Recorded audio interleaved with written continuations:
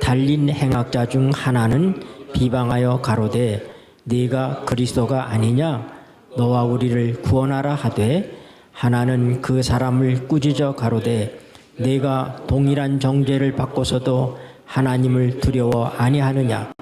우리는 우리의 행한 일에 상당한 보응을 받는 것이니 이에 당연하거니와 이 사람의 행한 것은 옳지 않은 것이 없느니라 하고 가로되 예수여 당신의 나라에 임하실 때에 나를 생각하소서 하니 예수께서 이르시되 내가 진실로 네게 이르노니 오늘 네가 나와 함께 낙원에 있으리라 하시니라. 아멘.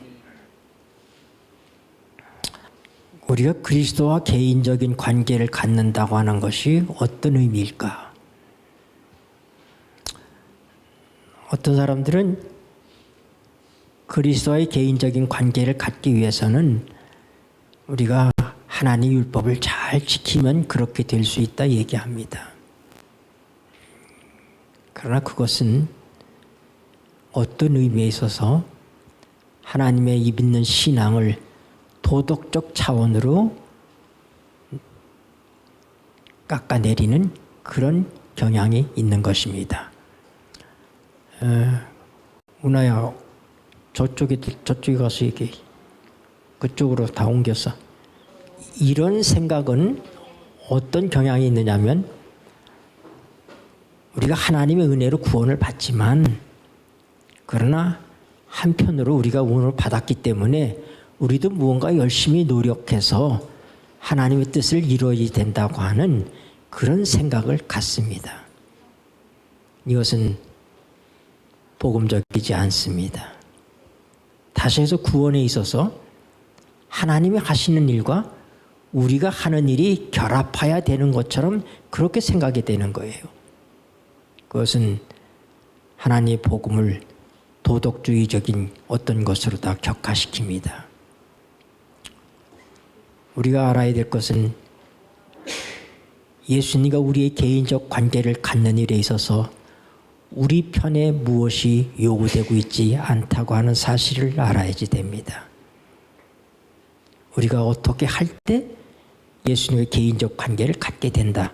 이것이 아니라고 하는 것입니다.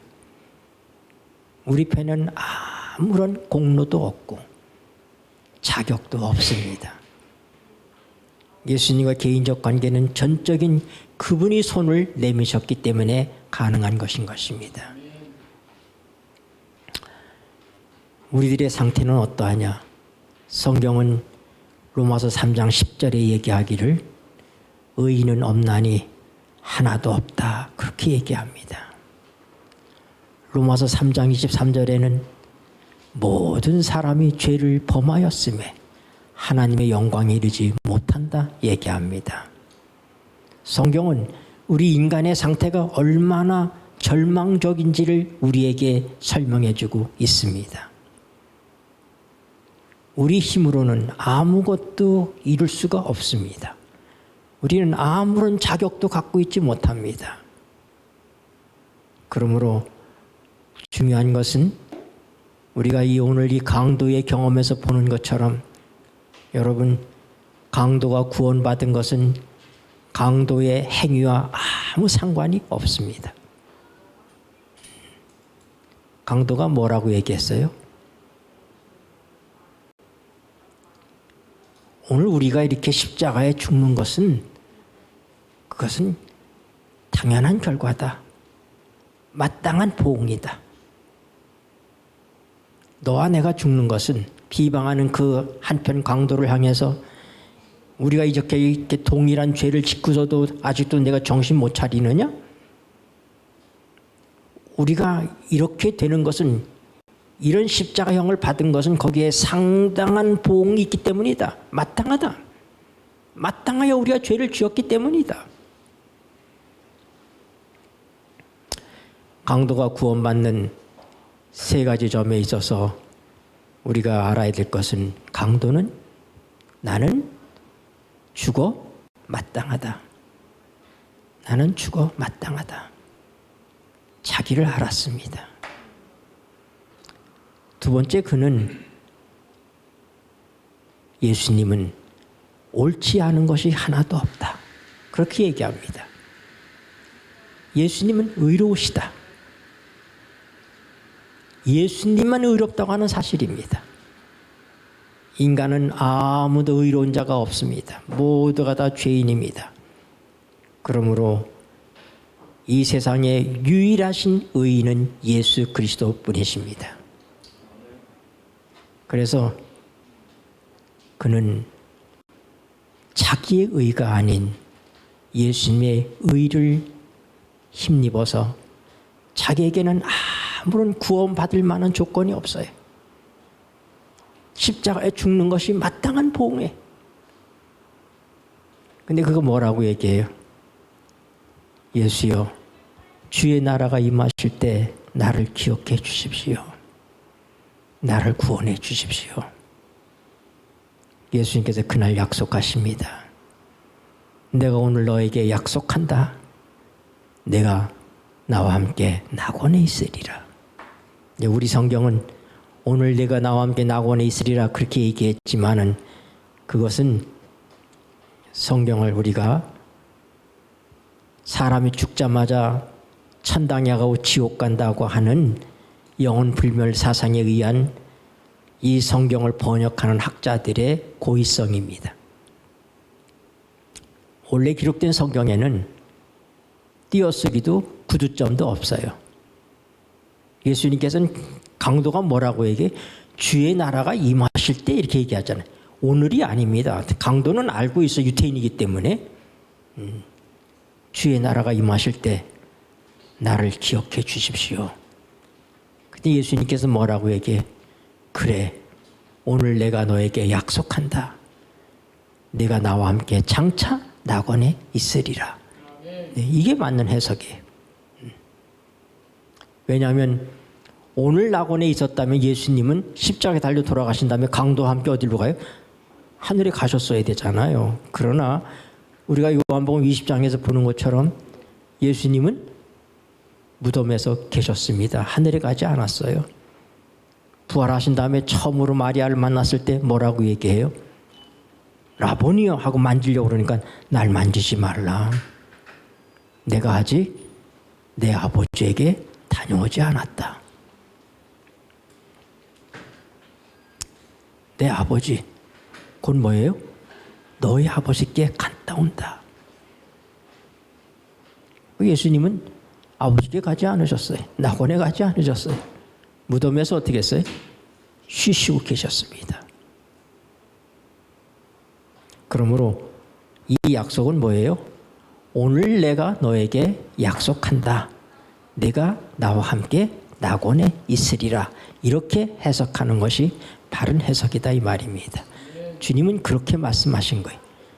이 강도가 주의 나라가 임하실 때 저를 기억해 주십시오 그랬더니 예수님이 아니야 이놈아, 오늘 내가 나와 함께 낙원에 갈 거야. 이렇게 말씀하신 것이 아니다 이 말입니다.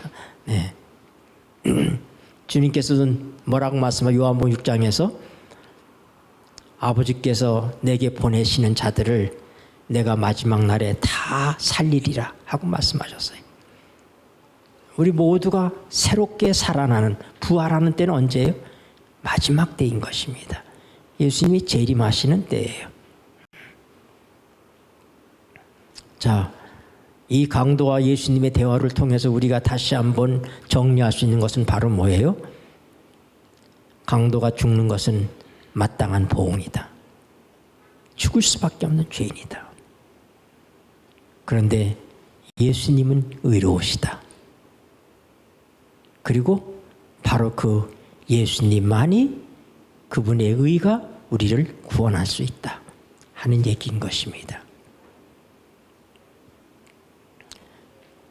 칭의라고 하는 거, 우리가 구원의 단계를 얘기할 때 칭의의 세 단계를 얘기합니다.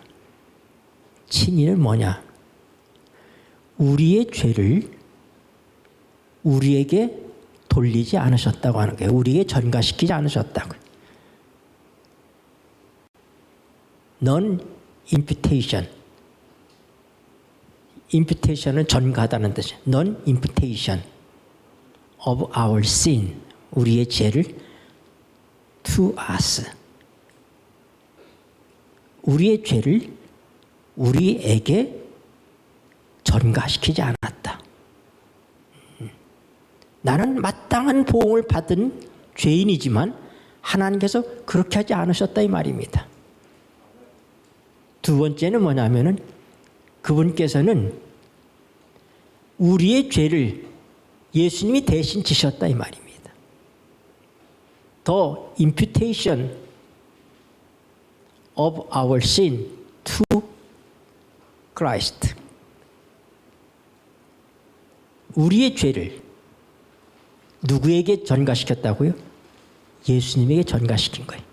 첫 번째, 칭의의 첫 번째가 뭐예요? 하나님께서는 우리에게 죄를 묻지 않으신다 이 말입니다.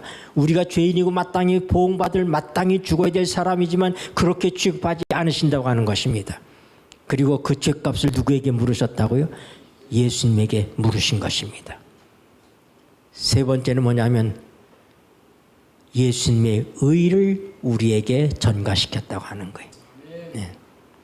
The imputation of Christ's righteousness to us. 그분의 의를, 예수님의 의를 우리에게 주셨다, 전가시켰다. 이것이 칭의가 우리에게 설명해 주고 있는 세 가지 의미인 것입니다. 우리가 잘 아는 것처럼 막달라 마리아가 간음 현장에서 잡혀서 예수님 앞에 끌려왔습니다. 그때 사람들이 얘기합니다. 이런 여자는 법대로 하면 돌로 쳐서 죽여야지 됩니다. 어떻게 할까요? 예수님께서 뭐라고 그러셨어요? 치라. 돌로 치라. 예수님 만약에 돌로 치지 말라고 그러면 예수님 뭐 하는 사람이? 율법을 어기는 사람이 되는 거예요. 공의롭지 못한 사람이 되는 거예요. 그런데 예수님께서 뭐라고요? 전제를 붙이셨어요? 죄 없는 자가 돌로 쳐라. 치긴 치는데 뭐라고요? 죄 없는 자가 돌로 쳐라. 그러므로 거기 있는 누구도 이 여인을 정죄할 수 없습니다. 오로지 이 여자를 돌로 칠 수 있는 자격을 가진 사람은 누구예요? 예수님 한 분밖에 없어요. 예수님만 죄인이 아니시잖아요. 예수님만 의인이시니까. 근데 예수님께서 뭐라고 얘기하셔요? 나도 너를 정죄하지 아니하노니. 로마서 8장 1절과 2절의 말씀 뭐라고 말씀하셨어요? 누구든지 그리스도 예수 안에 있으면 뭐가 없다? 정죄함이 없나니. 여러분, 십자가상의 강도는 누구냐? 우리 자신입니다. 우리는 마땅히 죽을 수밖에 없는 사람이에요. 그런데 주님께서 우리의 죽음을 그분이 대신 짊어지셨습니다.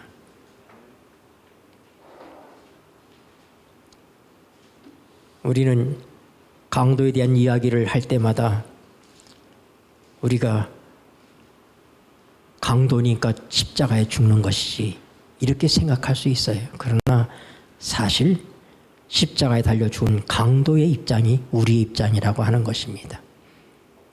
일평생 남을 속이고 도둑질하고 강도짓 한 것밖에 없습니다. 살인하고. 그래서 세상의 법으로도 그를 십자가에 죽게 하는 거예요. 마땅하게 죽을 수밖에 없어요. 인간의 법으로도. 그런데 그는 아이러니하게도 의인으로 죽었다고 하는 것입니다. 왜요? 누구 때문에?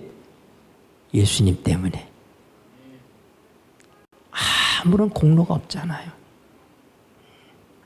이것이 오늘 우리들에게 주는 칭의의 중요한 면을 얘기하고 있습니다. 이제 우리가 머지않아 하늘에 가야 됩니다. 하늘에 가려면 뭐가 있어야 돼요? 표가 있어야 돼. 티켓이 있어야 돼. 하늘문을 여는 열쇠가 있어야지 돼요. 근데 뭐가 티켓입니까? 믿음으로 말미암아 의롭게 되었다고 하는 사실, 칭의, 이것이 티켓입니다. 그거 외에는 없어요. 내가 하나님 앞에서 신앙생활을 몇십 년 동안 잘했기 때문에 아닙니다. 구원의 새 국면은 칭의와 성화와 영화입니다. 칭의란 우리를 의롭다고 하시는 것이.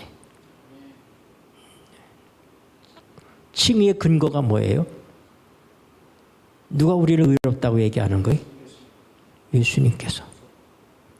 로마서 3장 24절 읽어보세요.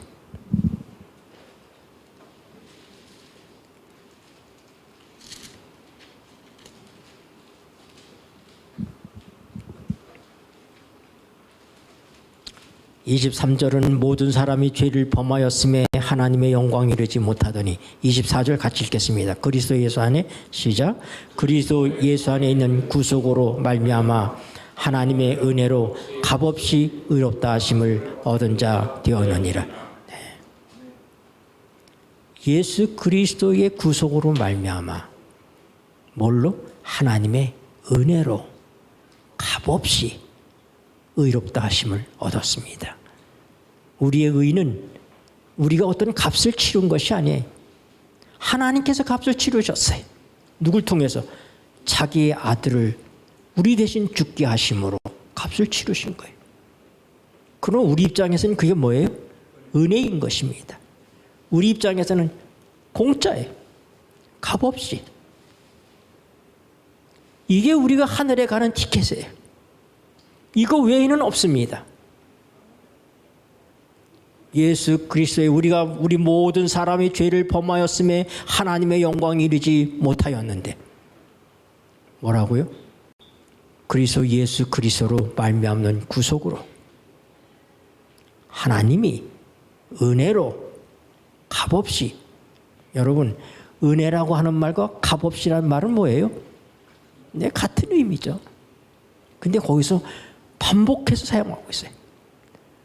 은혜로 구원하셨다 해도 되잖아요. 그렇죠? 근데 은혜로가 아니라 은혜로, 그 다음 뭐라고? 값없이. 얼마나 확실합니까? 같은 의미를 반복해서 은혜로.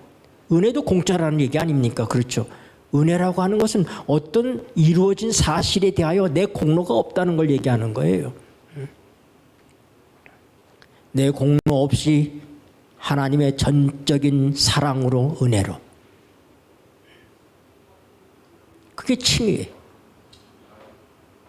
성화는 뭐예요? 성화는 거룩하게 되는 거예요. 우리가 어떻게 거룩하게 될 수 있어요?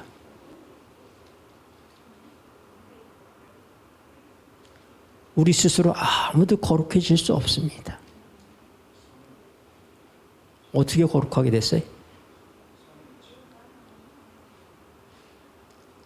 우리에게 주신 성령님을 통해서. 성령이 우리 안에 계시면 성전이 되는 거예요. 하나님의 성전이 뭐예요? 하나님이 계시기 때문에 거룩한 성전인 것입니다.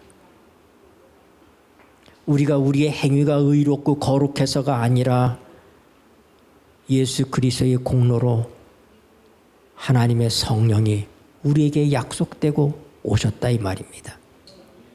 오순절날 예수님께서 만왕의 왕이요 만주의 주로서 높이 하나님 오른손으로 드셨기 때문에 어떻게 해요? 우리에게 그 증거로 약속하신 성령을 아버지께 받아서 우리에게 부어 주셨느니라.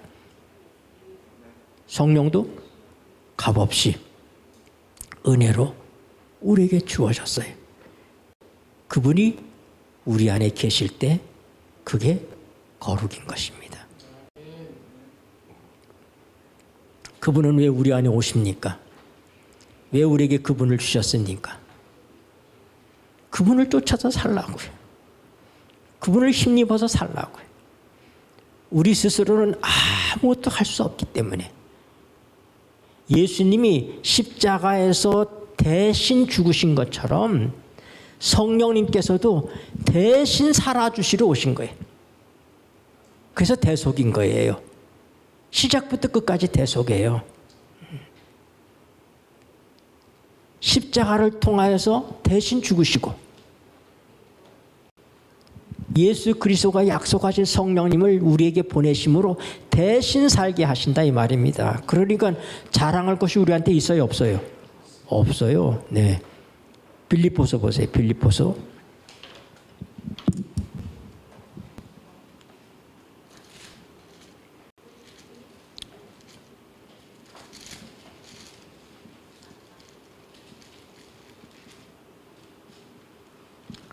(2장 13절)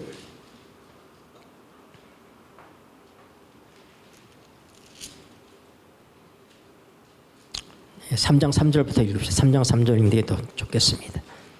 빌립보서 3장 3절. 하나님의 성령으로 봉사하며 읽겠습니다. 시작. 하나님의 성령으로 봉사하며 그리스도 예수로 자랑하고 육체를 신뢰하지 아니하는 우리가 곧 할례당이라. 아멘. 내가 봉사를 하는데 내가 하는 봉사는 내 행위예요. 그런데 하나님의 성령께서 내 안에서 나를 그 일을 하게 하시는 그 봉사, 그게 참 봉사예요. 그거는 뭐예요? 내가 자랑이 될 게 없는 거예요. 왜냐하면 내 행위가 아니니까. 누구를 자랑하는 거예요? 예수 그리스도를 자랑하는 거예요. 제가 다문화 교회에 있을 때 우리 다문화 센터 할 때 제가 사람들이 도와주면 저보고 고맙다고 그래요. 그럼 제가 늘 하는 얘기가 뭐냐면은 난미 나 아니야. 땡큐 갓 하나님께. 제가 미쳤다고 계련장사 하겠습니까? 저를 위해서라면. 누가 저를 푸시해서 누가 저를 강압적으로 계란장사라고 시킬 사람이 대한민국에 어디 있습니까? 내가 가난합니까? 내가 계란장사를 해야 될 그런 당위성이 나한테 있습니까? 전혀 없어요. 그런데 내 안에 계신 그분이 그 일을 하게 하시니 하는 것입니다. 그 일을 통해서 봉사를 했으니 내가 자랑될 게 하나도 없는 거예요. 누구요? 그분이 하신 것이. 사람이 사람을 어떻게 사랑합니까? 못합니다. 우리가 우리의 형제 자매도 내 혈육도 사랑하기가 힘든데 대한민국 사람도 아니고 피 섞이지 않고 피부도 다른 외국인들을 그들을 사랑할 만한 근거가 나한테 어디 있어요? 나한테 없습니다. 내가 그런 사람 아니거든요. 그러나 내 안에 살게 하신 성령님이 내 안에서 하시기 때문에 쫓아서 한 것뿐인 거예요. 그러므로 예수님을 자랑해야지 내가 자랑될 거 없다 이 말입니다. 내가 한 게 아니니까. 나는 분명히 그 모든 일이 내가 한 것이 아니라는 사실을 압니다. 내 속에는 그런 것이 없어요. 네. 2장 13절도 보십시다. 빌립보서 2장 13절.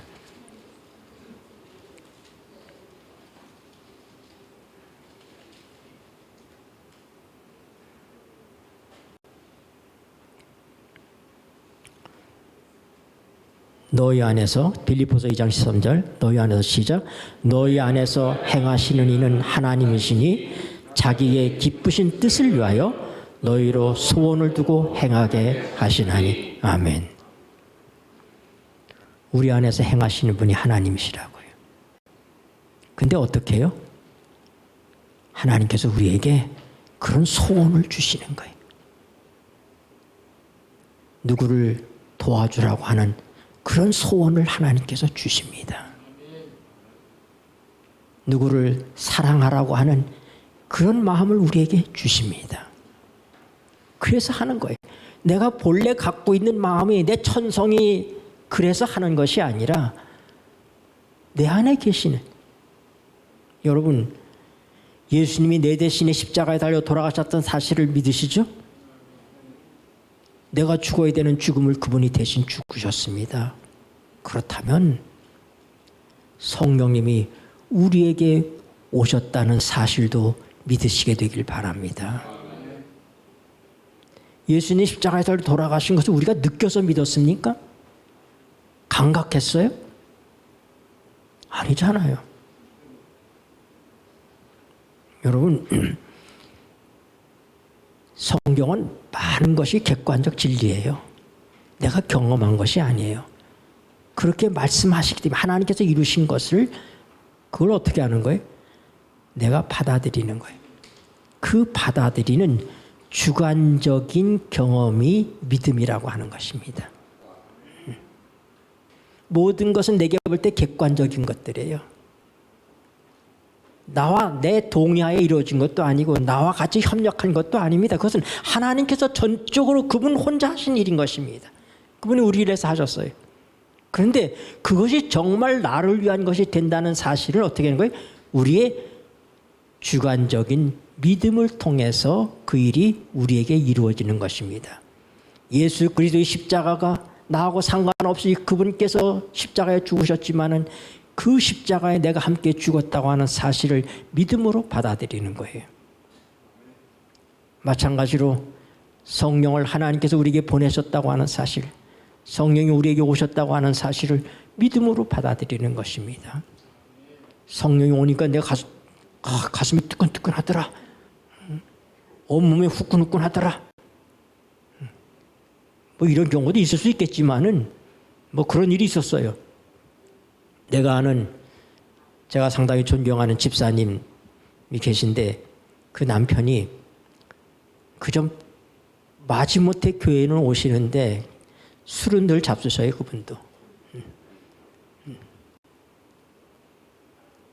담배도 계속 피시고. 그런데 그분이 암에 걸리셨어요. 전립선 암에 걸리셨는데 근데 너무 진행이 오래돼서 어떻게 할 수가 없는 거예요. 그래서 그분을 병원에 입원해 있는데 이 집사님이 자기 남편이 불쌍하잖아요. 언제 죽을지도 모르는데 그렇게 하나님을 잘 믿으라고 그러는데도 건성으로 믿으시고 이렇게 불쌍해서 하나님 내 남편 불쌍해서 어떻게 해요? 하나님 기적을 보여주세요. 믿음이 참 좋은 집사님이 그 기도를 했어요. 근데 그분이 직접 저한테 얘기해서 제가 들었어요. 자기가 침대에 있는데 이 병원 침대에 있는데 갑자기 병원 침대가 뜨끈뜨끈해지더라는 거예요. 뜨끈뜨끈해지더래. 그리고 그 다음부터 소변이 잘 봐지는 거예요.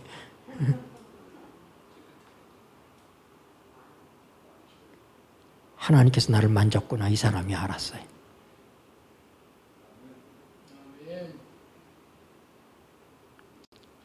병원에서 검사해 보니까 암이 하나도 없는 거예요. 하나님의 성령님께서 이렇게 역사하실 수도 있어요.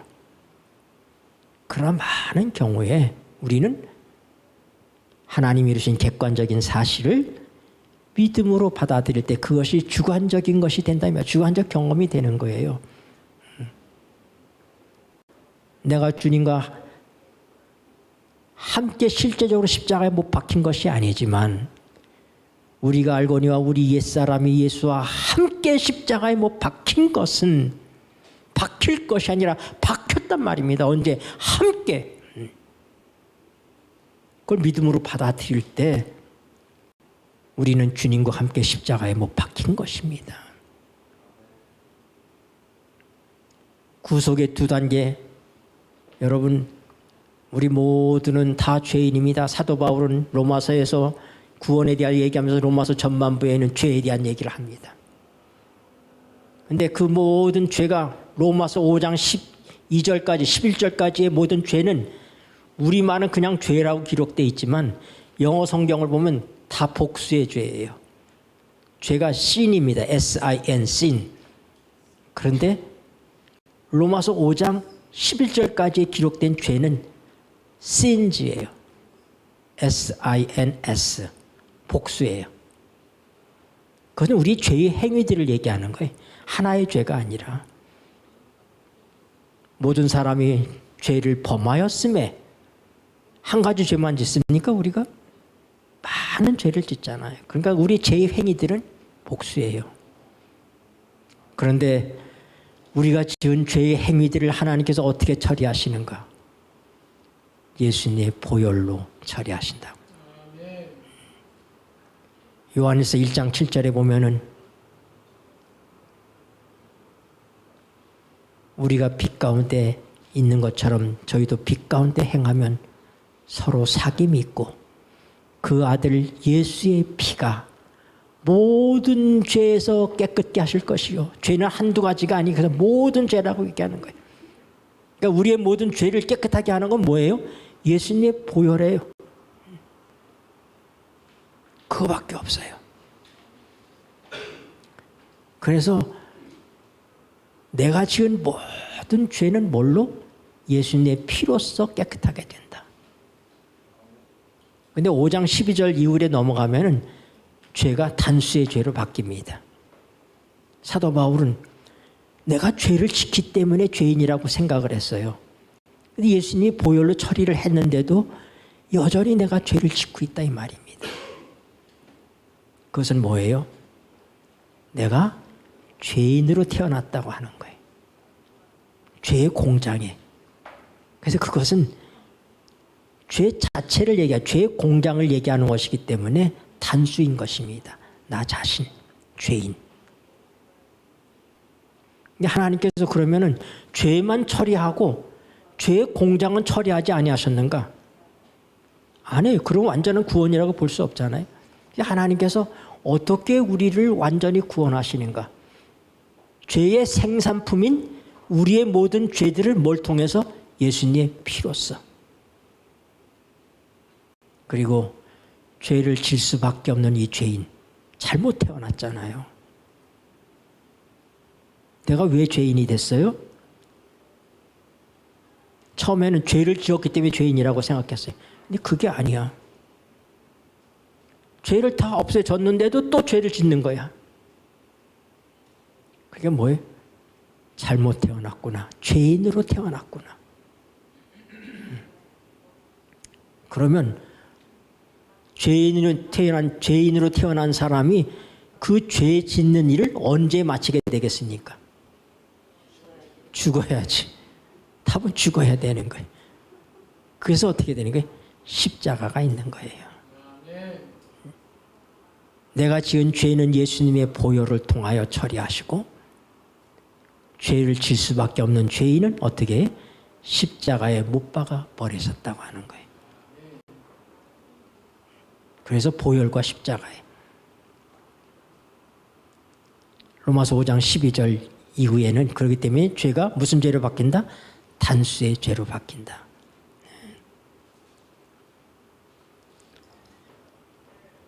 내가 그리스도와 함께 십자가에 못 박혔나니.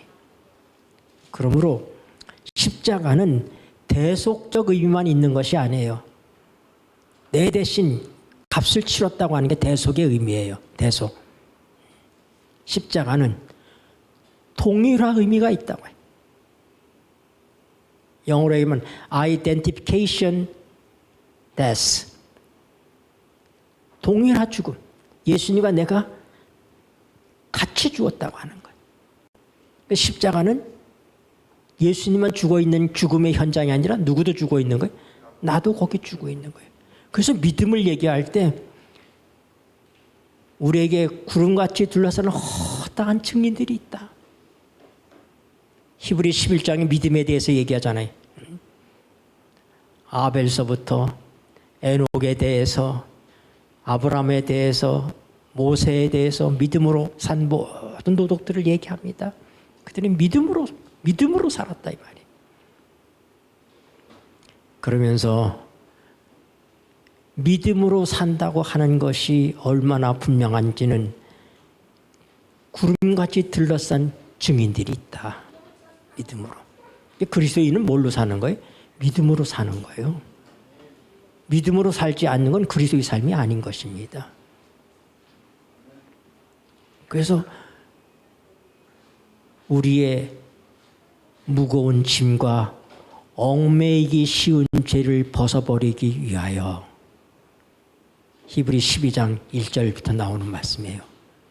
1절 2절에 우리의 무거운 짐과 얽매이기 쉬운 죄를 벗어버리기 위하여 믿음의 주요, 내 믿음의 주인이 예수님이신 거예요. 내 믿음이 그분에 대한 믿음이잖아요. 그렇죠? 예. 믿음의 주요, 우리를 온전케 하시는 이인 예수 그리스도를 바라보자. 여러분, 사단이 우리를 죄인이라고 얘기할 때 여러분은 자신을 보면 안 됩니다. 내 죄이 맞아요. 너 지금도 죄를 졌잖아. 그렇게 얘기할 때 나를 보면 사단에게 끌려 들어가게 돼 있어요. 그때 어떻게 하라고요? 예수님을 가리키란 말이에요.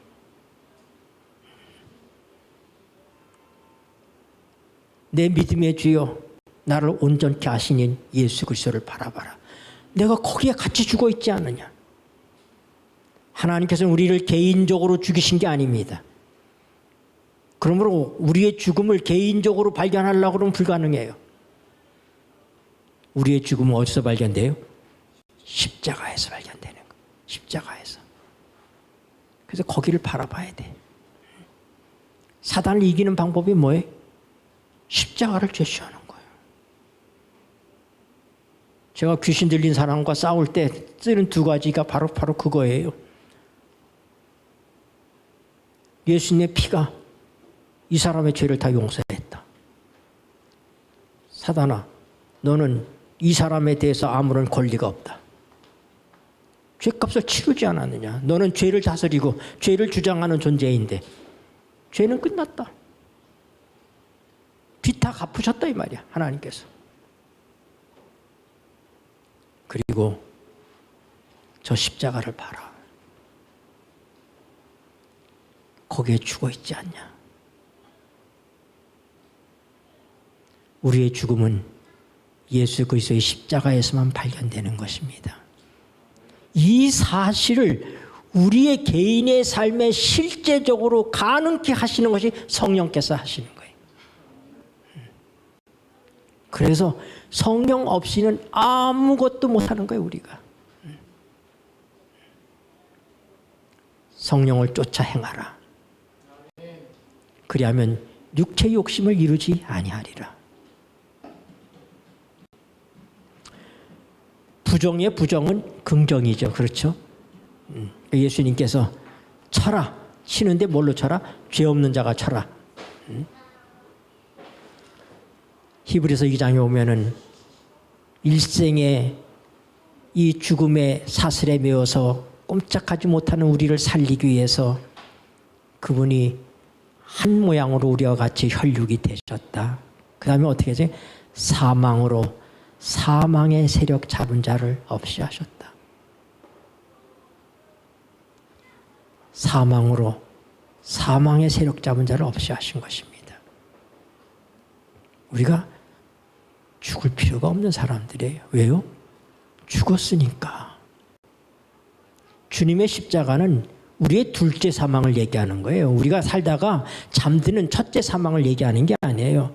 예수님은 우리의 둘째 사망의 해를 당하신 거예요. 그래서 우리는 한 번은 죽을 수 있어요. 한 번은 죽을 수 있는데 그거 성경은 뭐라고요? 잠자는 거다 이렇게 표현하니까 잠잔다. 진짜 죽음은 뭐예요? 둘째 사망이에요. 모든 사람이 한 번은 죽고 한 번은 삽니다. 선한 일을 행한 사람은 생명의 부활로, 악한 일을 한 사람은 심판의 부활로 일어나게 돼 있어요. 근데 우리는 다행스럽게도 둘째 사망에 심판을 받고 죽는 죽음이 그게 둘째 사망이에요. 그 수많은 세월들 동안에 하나님께서 은혜로 너희를 구원하고 기회를 그렇게 줬지만 나를 제발 믿어달라. 그렇게 하나님께서 손을 내밀었지만 예수님을 믿지 않았기 때문에 그게 죄라고요. 죄에 대하여라 하면 나를 믿지 아니함이 죄이요. 이 세상에 있는 모든 사람 가운데서는 아무도 자기 죄 때문에 죽을 사람은 아무도 없습니다. 죄값은 넉넉하게 이미 치러졌어요. 근데 막 그게 뭐예요? 그걸 주관적으로 받아들이는 믿음이라고 하는 것이 그에게 없었기 때문에 결국 그 믿음이라는 건 바로 뭐예요? 그분을 믿지 못하는 거예요. 그러므로 하나님의 성령이 우리 안에 사는 사람의 삶은 어떤 삶을 살아야 되느냐? 사망으로 사망의 세력 잡은 자를 없이 하신 그 예수님이 성령을 통해서 우리 안에 사시잖아요. 그럼 우리가 어떻게 돼? 우리도 죽음을 통하여 죽을 수밖에 없는 영혼을 살리는 삶을 예수님은 우리를 통해서 사실 수밖에 없는 것입니다. 그래서 내가 왜 맨날 손해보고 사느냐? 넌 자존심도 없냐? 주님이 자존심 버리셨잖아요. 그분이 사망으로 사망의 세력 잡은 자를 없이 해서 일생에 매여서 죄의 종로로 타는 죽음이 무서워서 종로로 타는 우리를 살려내셨잖아요. 근데 그 예수님의 성령을 통해서 내 안에 사신단 말이에요. 요한계시록 3장 24절.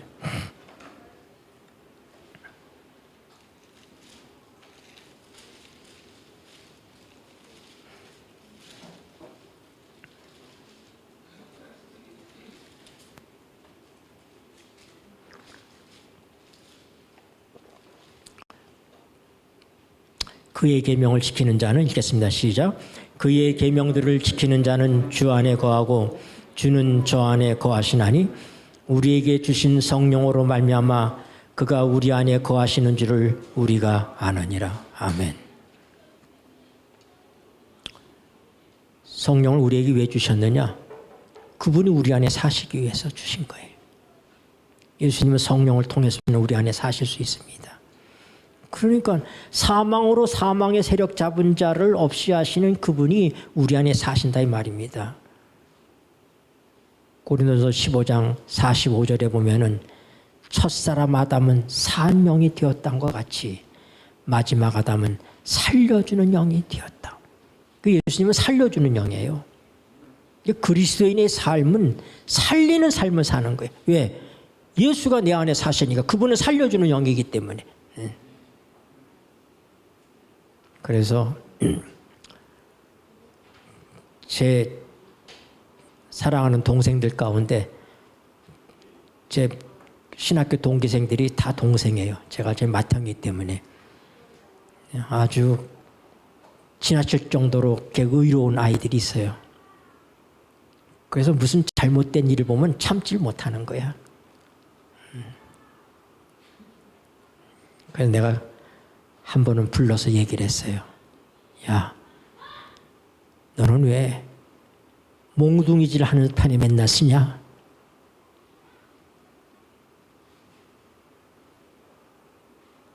여러분, 예수님은 살려주는 영이십니다.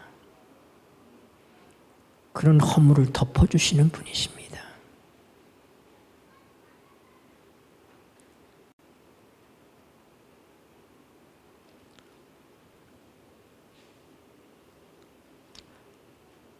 히브리 9장에 있는 말씀 보십시다.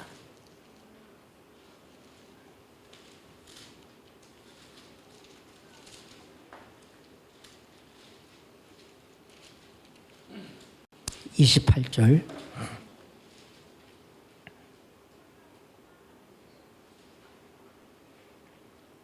이와 같이 읽겠습니다. 시작. 이와 같이 그리스도도 많은 사람의 죄를 담당하시려고 단번에 들이신 바 되셨고 구원에 이르게 하기 위하여 죄와 상관없이 자기를 바라는 자들에게 두 번째 나타나시리라. 아멘. 예수님께서 누구를 위해서 나타나신다고요? 죄와 상관없이 자기를 바라는 자들에게. 여러분, 죄와 상관없이란 뭐예요? 이것이 성경적 완전이에요. 죄와 상관없이. 그것은 우리가 죄를 안 짓는 사람이 되었다고 하는 얘기가 아니라 예수 그리스도의 보혈을 통하여 우리가 온전하게 되었다고 하는 사실입니다. 요한계시록 12장 11절에도 보면은 예수 그리스도의 피를 통하여서 이겼다고 얘기하고 있습니다. 우리가 이 세상에서 이기는 것은 예수님의 피를 통해서 이기는 것입니다. 죄와 상관없이 주님을 기다릴 수 있는 것은 내가 완전하게 되었기 때문에, 내가 죄를 전혀 짓지 않기 때문에 그것이 아니라 예수 그리스도의 보혈로 죄와 상관없이 우리는 의로운 자가 되었기 때문입니다. 주님께서는 마지막 날에 자신이 주신 의의 옷을 입었는지 안 입었는지를 볼 것입니다. 시간이 다 돼서 이제 제가 말씀을 마쳐야 되겠습니다. 여러분, 한 번은 한 물리학 교수가 강의실에서 학생들에게 물어봤습니다. 여러분은 낮과 밤을 어떻게 구분할 수 있습니까? 언제가 낮이고 언제가 밤입니까? 그랬더니 학생들이 뻥 했어요. 그러다가 그거야. 저기 멀리서 움직이는 것이 개인지 고양이인지 구분할 수 있을 때가 낮이고 그게 잘 구분이 안 될 때가 밤이죠. 그랬더니 한 친구가 뭐라고 하냐면은 저 복도 끝에서 오시는 대머리 물리학 교수가, 그분이 대머리 물리학 교수인지 대머리 화학 교수인지 구분될 수 있을 때가 낮이고 그게 구분이 안 되면 밤입니다 하고 얘기했어요. 그리고는 한바탕 웃었습니다. 왜냐, 이분이 대머리 교수니까. 대머리 물리학 교수니까. 근데 그 물리학 교수가 정색을 하면서 여러분의 옆에 사람을 보십시오. 그리고 그 옆에 사람이 여러분의 사랑하는 형제요 자매로 보이면 그것이 낮입니다. 그러나 옆에 사람이 나의 혈육이 아니고 남이라고 보인다면 그게 밤입니다. 가인은, 하나님께서 가인에게 내 아우가 어디 있느냐 물었습니다. 제가 제 아우를 지키는 자입니까? 여러분, 오늘 진정한 그리스도인의 삶은 아우를 지키는 것입니다.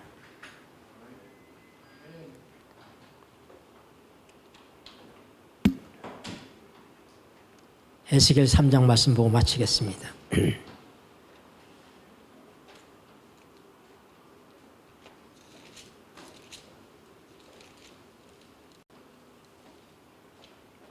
에스겔 3장 17절입니다.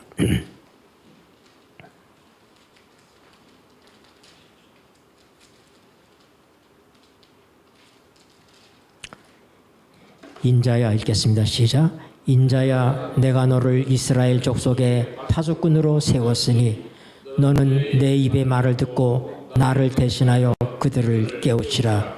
가령 내가 악인에게 말하기를 너는 꼭 죽으리라 할 때에 네가 깨우치지 아니하거나 말로 악인에게 일러서 그 악한 길을 떠나 생명을 구원케 하지 아니하면 그 악인은 그 죄악 중에서 죽으려니와 내가 그 핏값을 내 손에서 찾을 것이고. 아멘. 아무도 우리 입에서는 내가 내 아우를 돌보는 자니까, 내가 내 아우를 지키는 자니까 이렇게 말하지 않게 되기를 바랍니다. 아우를 지키는 것이 그리스도인입니다. 우리가 죽을 사람을 그렇게 네가 살면 죽을 것이라고 경고하면 그가 들으면 살아날 것이지만 듣지 않으면 우리에겐 책임이 없는 것입니다. 그러나 우리가 그렇게 하지 않으면 그는 자기 죄에 죽겠지만 그 핏값을 우리 손에서 찾으시겠다고 말씀하십니다.